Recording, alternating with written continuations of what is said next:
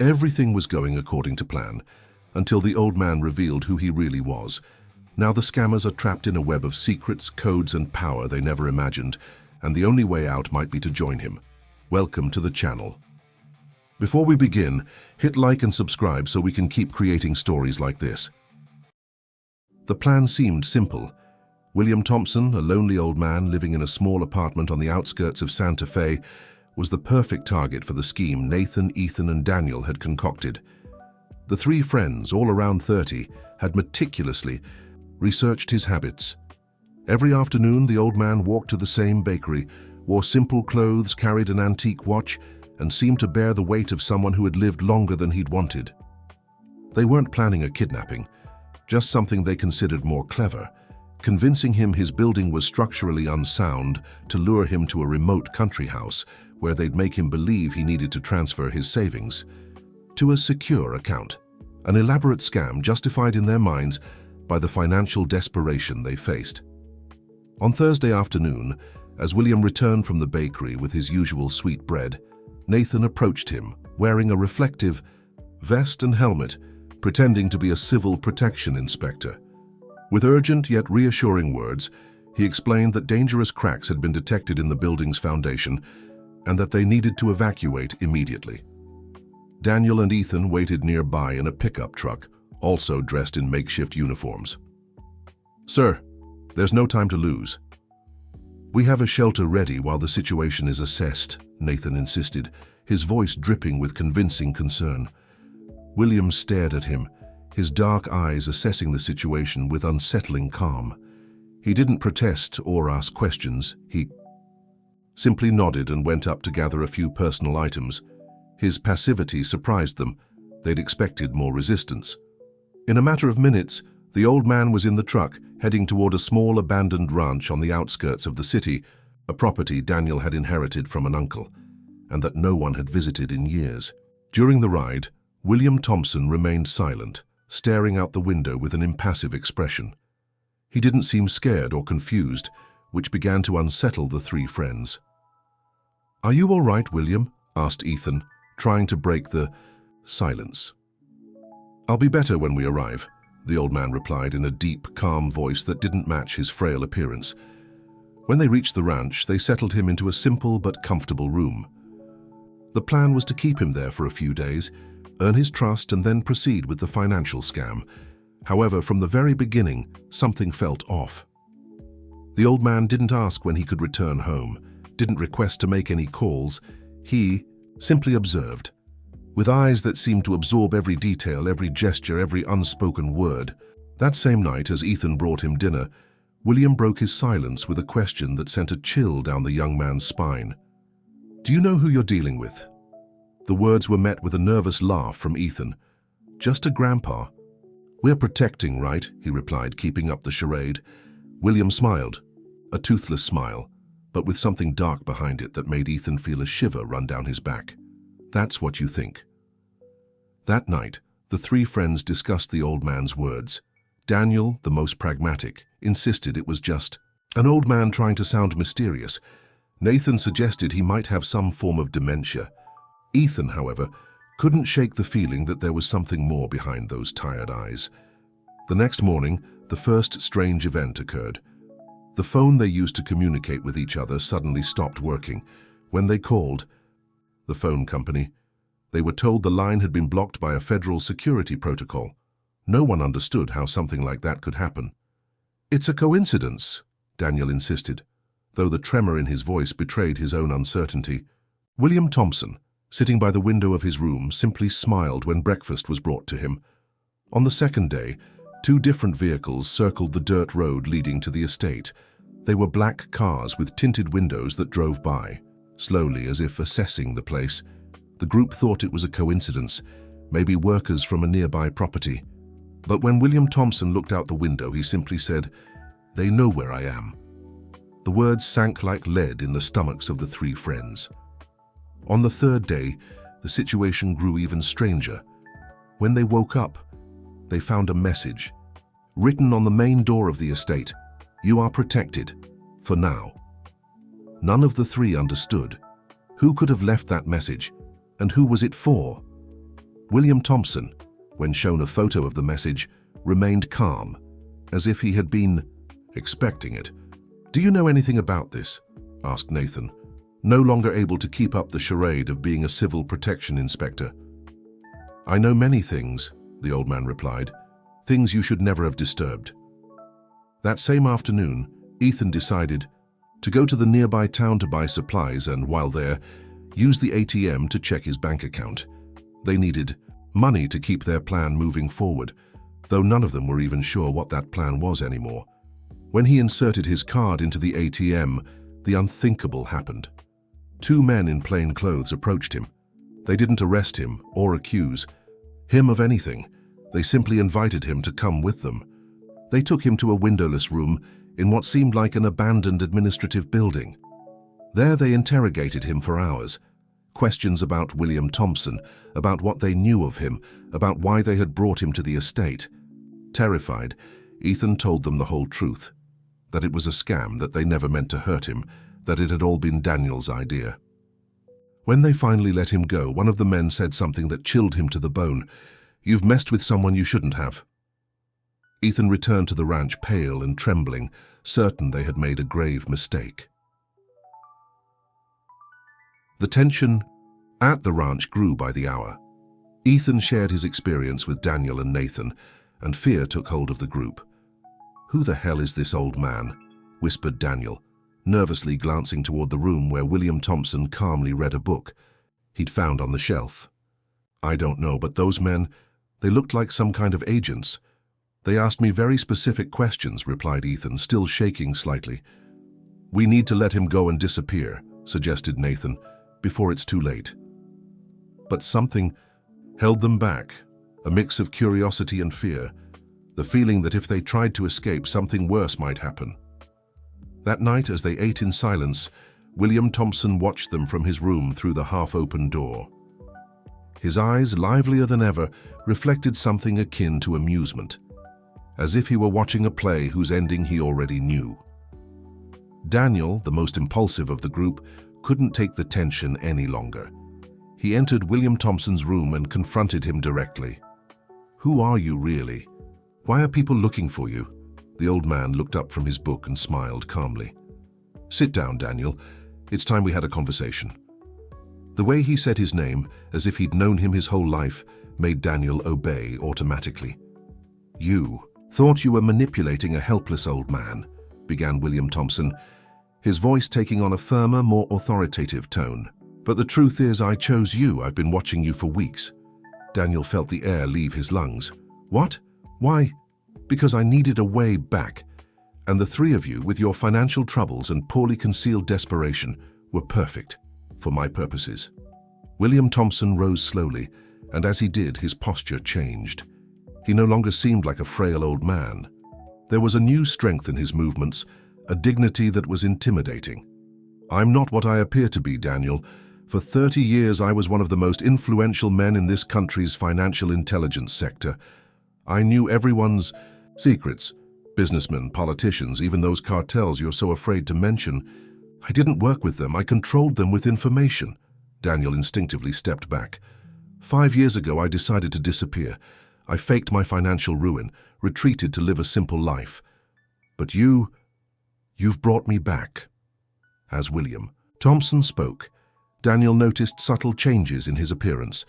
It was as if an invisible mask was slipping away, revealing an entirely different man beneath that facade of old age. "What do you want from us?" Daniel finally asked, his mouth dry.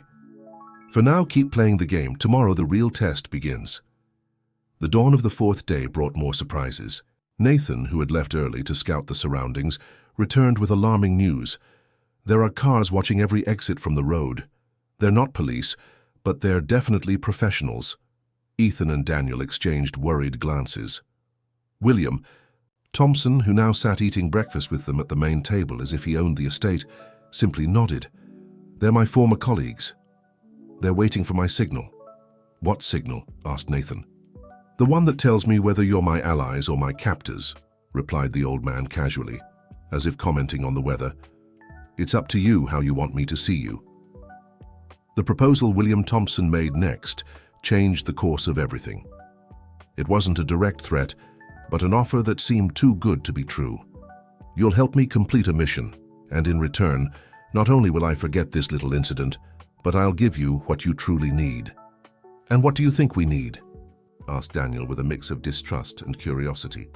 Daniel Hernandez, 32 years old, former engineering student who dropped out in his final year due to financial problems. Since then, you've jumped from job to job, racking up debts that now total nearly $1 million pesos. The precision of the information made Daniel pale. William Thompson continued, turning to Nathan. Nathan Fuentes, 29 years old, son of a merchant who lost everything in the crisis. You've been trying to support your father and younger sister by selling insurance no one wants to buy. Finally, he looked at Ethan. And Ethan Medina, 34 years old, with a 6-year-old son who needs expensive medical treatment you can't afford. The silence that followed was so thick it could almost be touched. The three friends exchanged glances, stunned by the amount of personal information this supposedly helpless old man had about them. How do you know all that? Ethan finally managed to articulate. I already told you. For decades, my job was to know things about people, things that could be useful. William Thompson pulled a phone from his pocket that none of them had seen before. It was a modern, high-end model. This phone is secure. With it, you'll do exactly as I instruct. The mission William entrusted to them was seemingly simple, though none of them fully understood its implications. They were to contact 3 different people, using specific codes and phrases the old man dictated with military precision. They were not to ask questions about the content of the messages, only to deliver them exactly as instructed. The first to leave was Daniel, heading to a cafe in downtown Santa Fe where he was to meet a middle-aged woman. The instructions were clear. Sit at a specific table, order an Americano, wait for her to start the conversation, and then respond with the memorized phrases. It all felt like an elaborate play or a spy movie.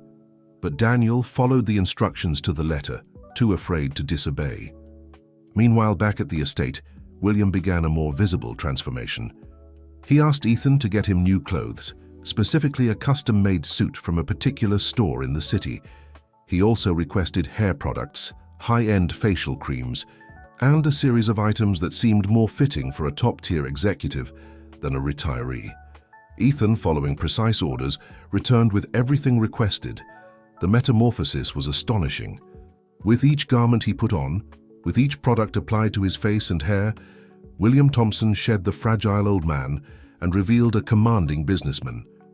His posture was now completely upright, his gaze sharp and penetrating, his voice clear and authoritative. Who are you really? asked Ethan, unable to contain his astonishment. My real name is Alexander Carter, replied the man they had until recently known as William Thompson, as he adjusted the knot of an Italian silk tie. For over 3 decades, I ran a financial intelligence network that operated in the shadows of the system. His voice had changed as much as his appearance, now deep, confident, with a slight accent that hinted at an international education. I wasn't part of the government, nor any criminal organization.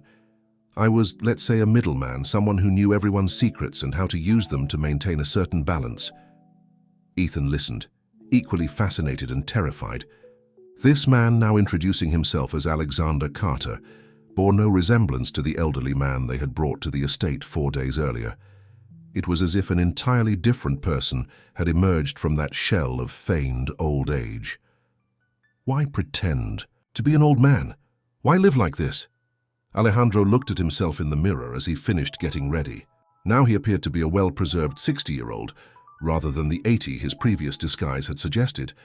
Because there are very powerful people who would prefer to see me gone permanently. 5 years ago, when I decided to retire, I had to negotiate my exit. The condition was simple. I would disappear completely. I wouldn't use my influence or reveal what I know. And now you're breaking that agreement? Asked Ethan, starting to grasp the magnitude of the situation they'd unknowingly stepped into.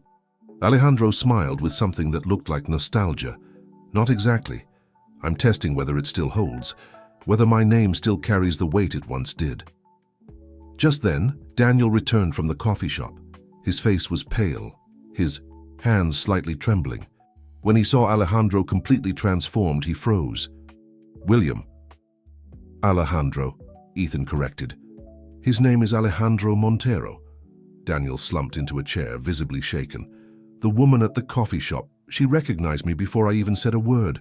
She called me by my full name, and when I gave her the message, she just nodded and said, 'Oh, then it's true, he's back. Who the hell are you?'" Alejandro didn't answer directly. Instead, he checked his watch, now a sleek Swiss model he'd requested along with the suit, and asked, "Did she give you anything for me?"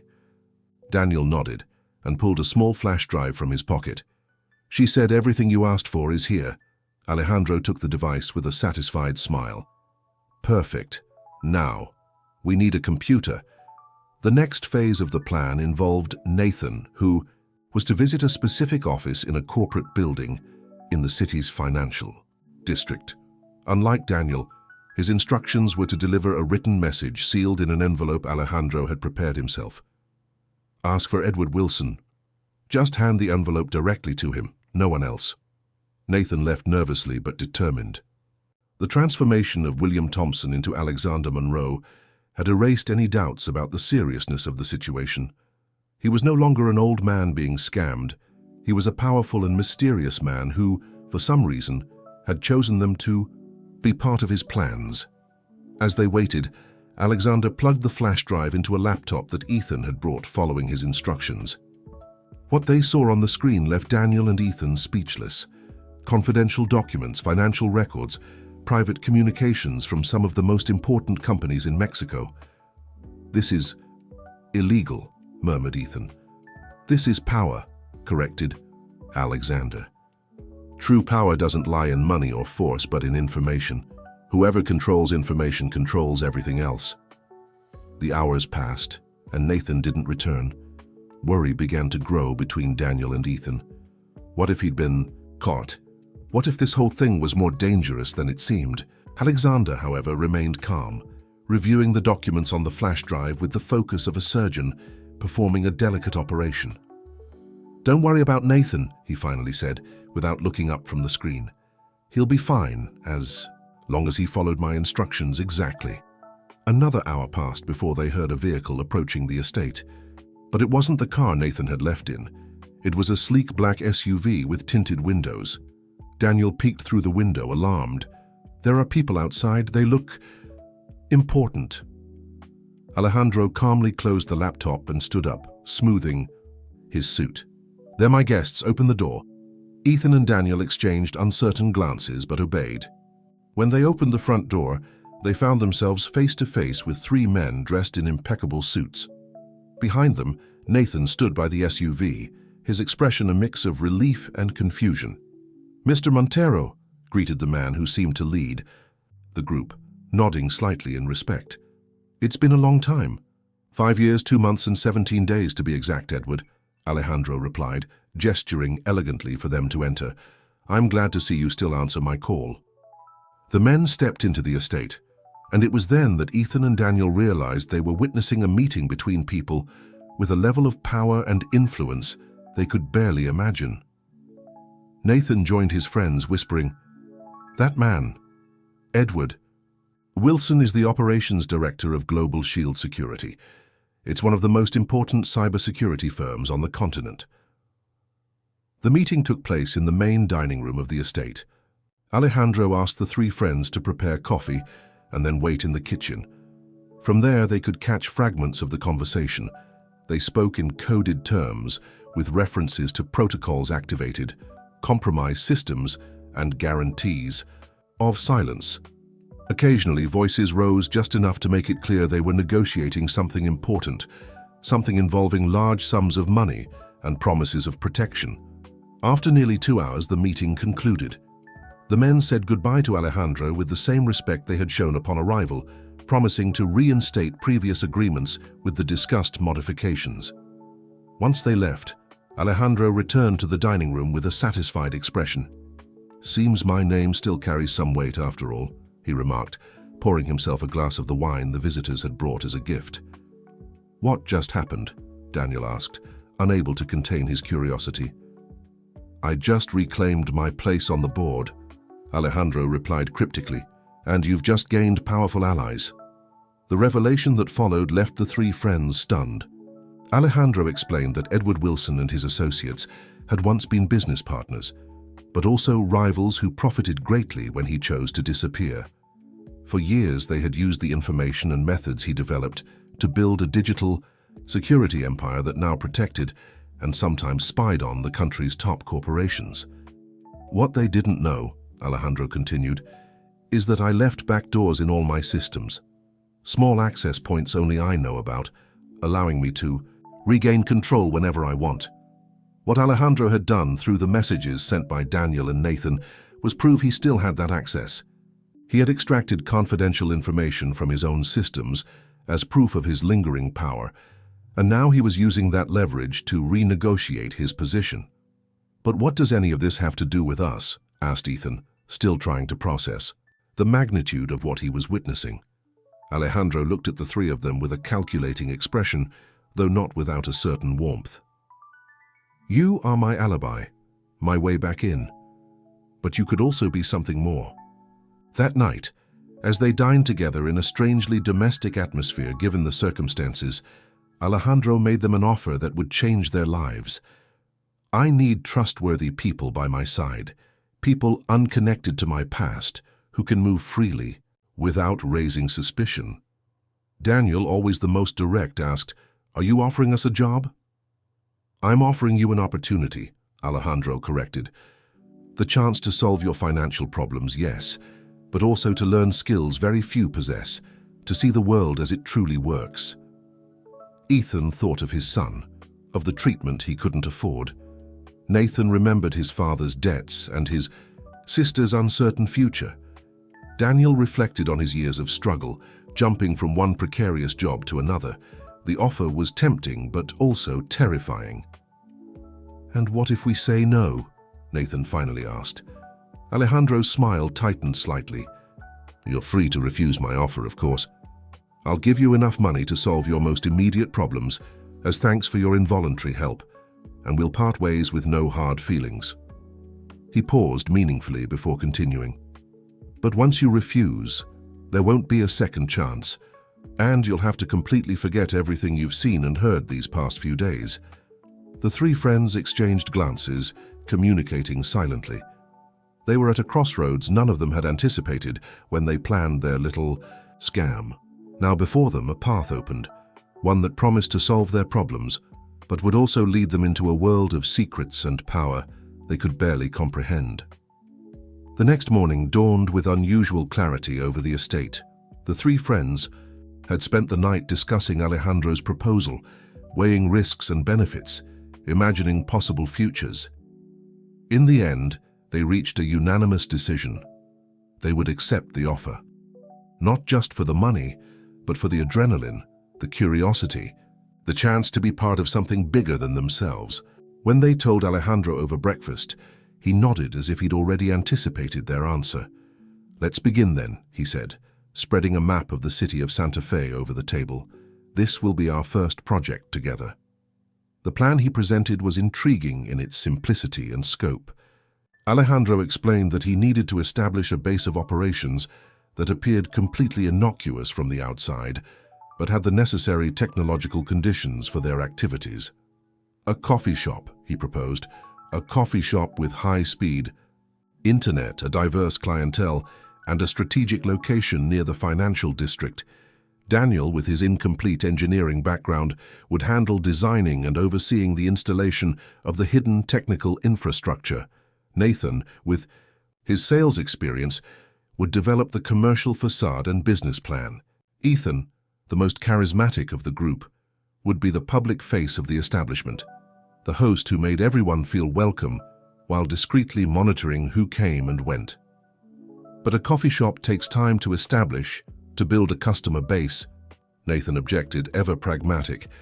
Alejandro's smile was that of someone who had already considered every angle. "Not if we buy one that's already popular and simply improve it. I have the perfect place in mind." That same afternoon, they visited the Bright Bean, a decades-old establishment in the heart of Santa Fe.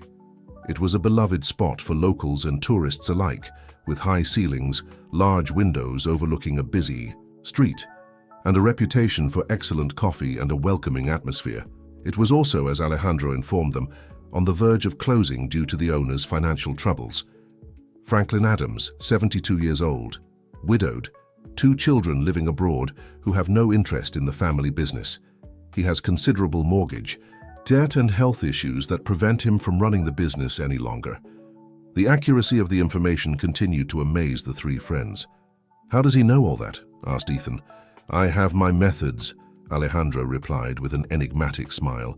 "What matters is that tomorrow we'll meet with him to make an offer." The meeting with Franklin Adams was emotional and revealing.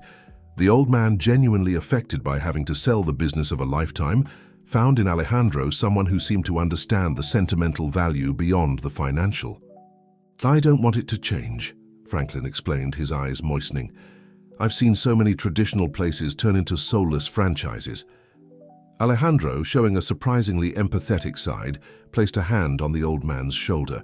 "I promise we'll respect the essence of the Bright Bean. We just want to modernize it and ensure it remains part of Santa Fe for many more decades."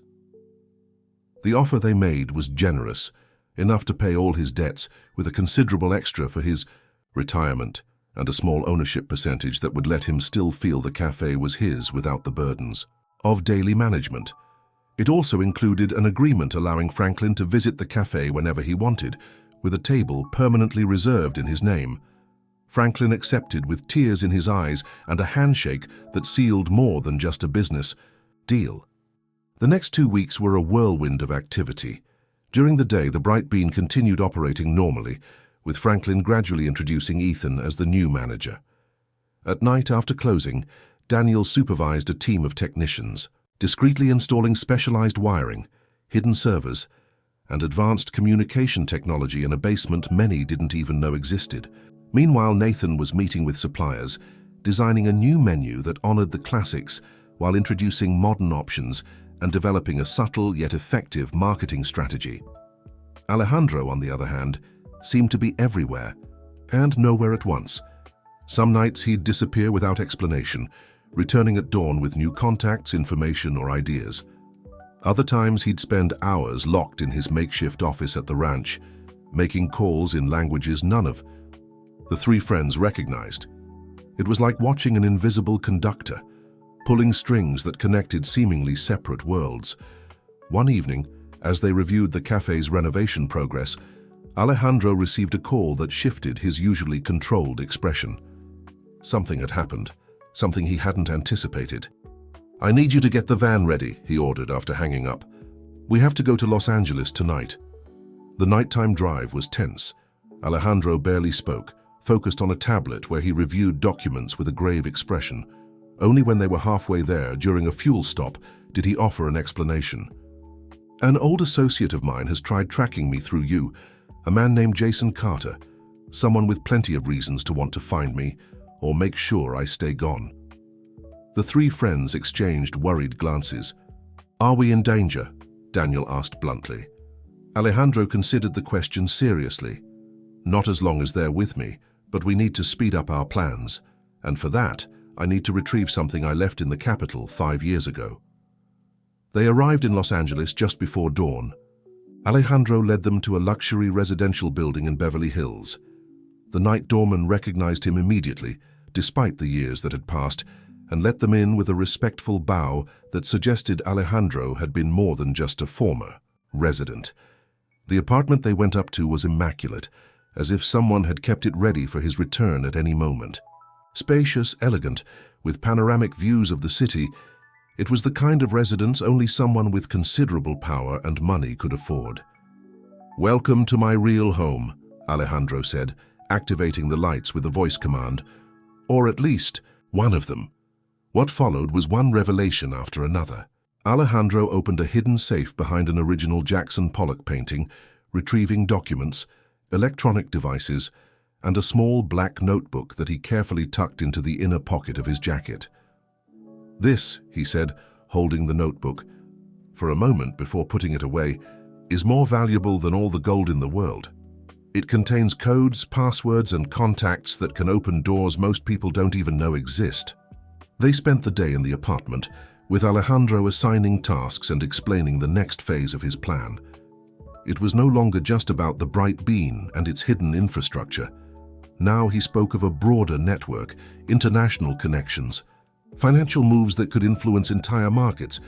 The three friends listened, absorbing as much information as they could, aware they were wading into increasingly deep waters. That night, as they finally prepared to return to Santa Fe, they received an unexpected visit. The intercom announced Edward Wilson, the same man who had visited the estate days earlier. Alejandro greeted him with measured caution. "Edward, I don't recall inviting you." The man stepped in confidently, sizing up the three friends with a calculating gaze before focusing on Alejandro. "Jason knows you're back. He's mobilizing resources, reaching out to old allies." Edward paused meaningfully. "Including me." The tension in the room was palpable. Alejandro kept his expression neutral, but his eyes betrayed the fact he was weighing multiple scenarios at once. "And have you come to warn me or to threaten me?" "I've come to offer you a deal," Edward replied. "Jason wants to eliminate any threat to his current position. I prefer a more collaborative approach." What followed was a subtle but intense negotiation. Edward explained that since Alejandro's disappearance, a new balance of power had emerged in the world of Mexican finance and corporate intelligence. Jason Carter, once a minor player, had risen to become one of the top security consultants for multinational corporations and government entities. "He won't give that up without a fight," Edward warned.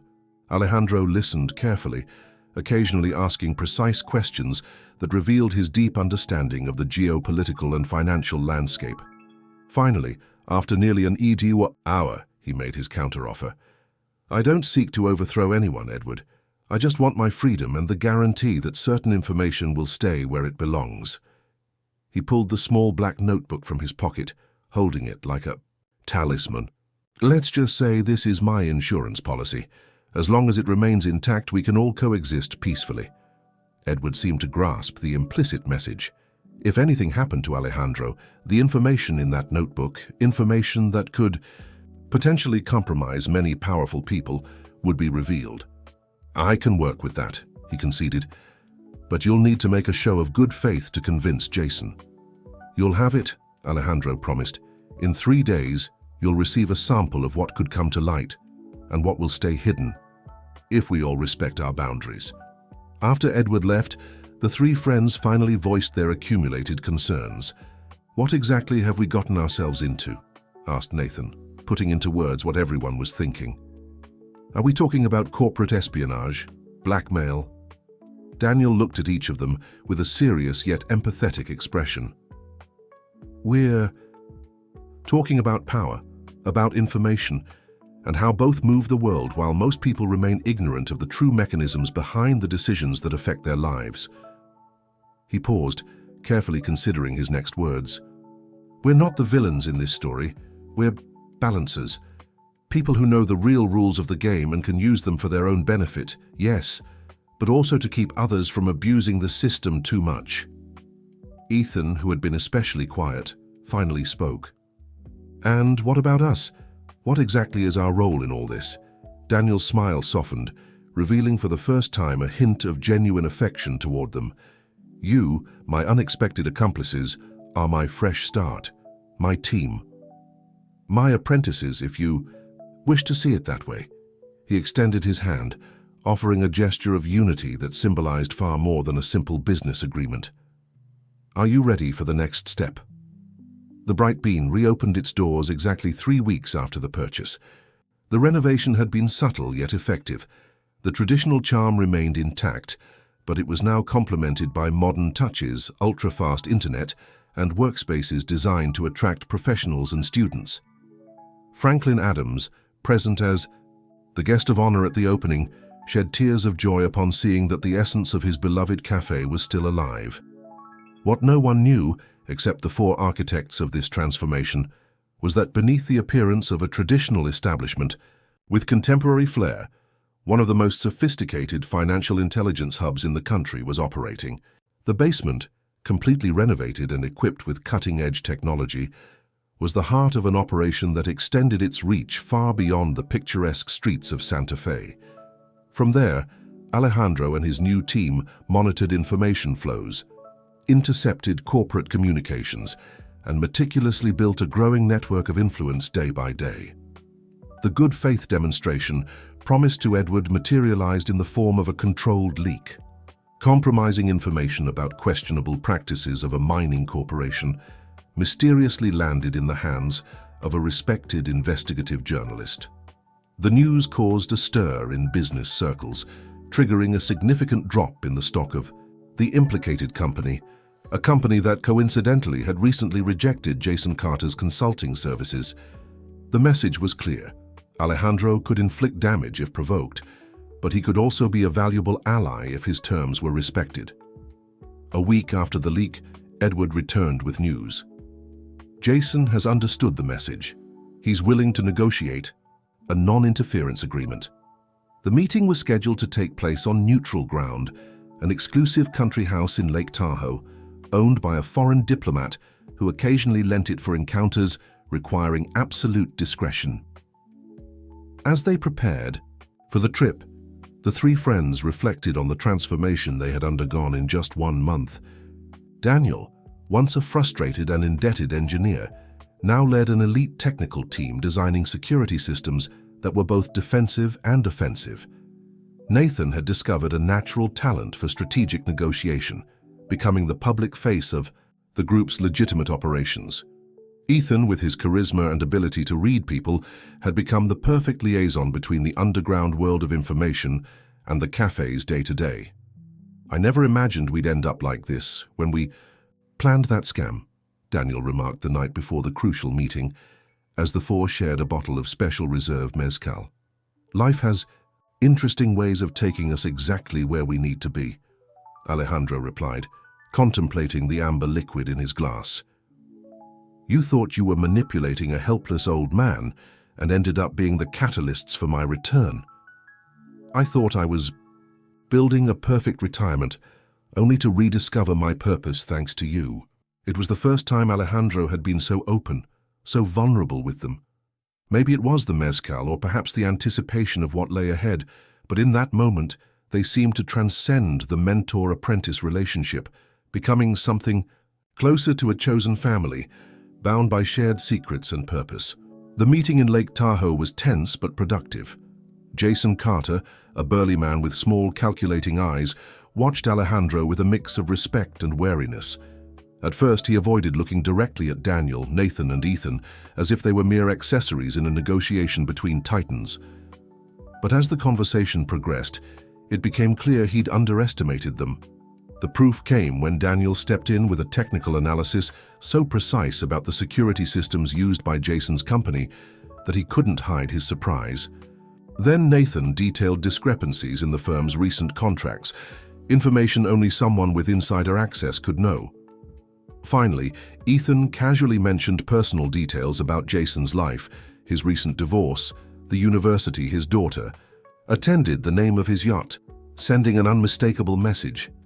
They were more informed than anyone could suspect. By the end of the day, an agreement was reached. Jason would acknowledge Alejandro's return and guarantee him an operational territory free from interference. In return, Alexander would not compete directly in certain sectors that Jason considered his own, and both would share information about common threats. It was a fragile armistice, based more on mutual fear than trust, but enough to allow Alexander to consolidate his position without worrying about attacks from that flank. The return to Santa Fe brought a new phase in the operation. With the immediate threat neutralized, Alexander could focus on his long-term vision. One night, he gathered his 3 protégés in the private basement room to reveal his true intentions. "What we're building isn't just a business, not even an information empire," he explained, unfolding diagrams and concept maps on the main screen. "It's a new system of power balance." The plan was ambitious, to create an independent intelligence network that would serve as a counterweight to the excesses of both large corporations and government entities. They wouldn't act as judges or avengers, but as guardians of a certain order, ensuring no single entity accumulated too much unchecked power. All systems eventually corrupt when power concentrates without oversight, Alexander continued. Our role is to be that invisible oversight, maintaining balance, preventing the most egregious abuses without falling into the trap of absolute power ourselves. The practical form of this abstract ideal would materialize through a network of nodes, seemingly conventional businesses like the Bright Bean, strategically placed in key cities. Each node would function as a hub for information gathering and analysis, but also as a safe space for discrete meetings, data exchanges, and, when necessary, temporary refuge. The first additional node would be established in Savannah, a growing city with connections to both the rest of Mexico and Central America and the Caribbean. Nathan would oversee its development, applying what he'd learned in Santa Fe while adapting to local peculiarities. The second would be in Denver, the industrial heart of the country, where Daniel would supervise the creation of even more advanced technological infrastructure than the original cafe. Ethan would remain in Santa Fe, consolidating the primary node and coordinating communications across all points of the fledgling network. And you? What about you? Asked Ethan, noticing Alejandro hadn't mentioned his own role in this expansion. I'll be the shadow, he replied with an enigmatic smile. The man everyone knows but no one sees, moving between nodes, connecting dots, ensuring the vision stays pure as it grows. The following months were a whirlwind of activity. Nathan left for Savannah, where he acquired a small bookstore with an attached cafe, the perfect cover. Daniel frequently traveled to Denver, establishing contacts and scouting the ideal location for the industrial node. Ethan completely transformed the Bright Bean into a respected cultural and business hub, attracting a diverse clientele ranging from students to top executives, many of whom had no idea their conversations were being discreetly monitored and analyzed for valuable intel. Alejandro, true to his word, moved like a shadow between these operations. Sometimes he vanished for weeks, returning with new contacts, opportunities, or warnings about potential threats. Other times he stayed in Santa Fe for days, refining strategies, teaching advanced information analysis techniques, or simply sharing stories from his past that served as both lessons and warnings. 6 months after that initial meeting with William Thompson on a street in Santa Fe, the landscape had radically changed for all of them. The network, though still in its infancy, was beginning to show its potential. They had neutralized 2 attempts at large-scale corruption, prevented the collapse of a century-old family business from a hostile takeover, and gathered enough compromising information on various power players to ensure their own safety for a long time. But the deepest change was personal. Daniel, once bitter over lost opportunities, now flourished as an innovator, developing technological solutions others would deem impossible. Nathan had discovered a talent for spotting patterns in human behavior and information flows, making him an exceptional analyst. Ethan had honed his natural ability to connect with people, turning it into a precision tool for extracting intel without his sources even noticing. And Alejandro, the master of shadows, seemed rejuvenated by this new purpose, by the chance to build something that would outlast his previous legacy. One evening, while celebrating the successful opening of the Savannah node, Alejandro handed each of them a small object, a seemingly ordinary fountain pen embedded with technology that served as both an encrypted communication tool and an access key to all systems in the network. These pens are more than tools, he explained. They're a symbol of what we're building together, something that appears ordinary at first glance, but holds extraordinary power when you know how to use it. He raised his glass in a toast. To the luminous network, to the balance we maintain, and to the 4 men who met by chance and decided to change the world from the shadows. The toast resonated with a promise that went beyond words. They had started as strangers brought together by a deception, and now they were the architects of something greater than themselves, guardians of an invisible yet vital equilibrium. Daniel looked at his companions and thought of how far they'd come since that day they saw an elderly man walking alone toward the bakery. None of them could have imagined that this seemingly helpless man would lead them not only to a hidden world of power and influence, but also to their own untapped potential. The story that began with a simple plan to deceive an old man had culminated in the creation of a sophisticated network of intelligence and counterpower. William Thompson, the vulnerable man no one would miss, had transformed into Alejandro Montero, the architect of shadows. And three desperate conmen had become the pillars of a new order, protectors of a balance the world didn't even know it needed. As the celebration continued, Alejandro stepped aside briefly to observe his protégés. His gaze reflected pride, but also a sharp awareness of the challenges still ahead. The game had only just begun, and the pieces were finally in place. The man who once pretended to be a lonely old man to escape the world was now ready to reinvent it, with the help of three unlikely allies who had found their true purpose in the shadows of his influence. And so, in the heart of Los Angeles, under the guise of ordinary business, the luminous network extended its invisible threads, weaving a new balance of power that would change the course of many lives, without anyone knowing exactly why or how it had happened. Only four men would share the full secret, bound by a chance encounter that proved sometimes the greatest changes begin with the simplest plans and the most unexpected people. Dear listeners, we hope the story of Alejandro Montero and his three apprentices has captivated you as much as it did us while creating it. To continue this journey through the labyrinths of power and second chances, we've prepared a special playlist with equally fascinating tales of personal reinvention and intertwined destinies. Find it here by clicking to your left.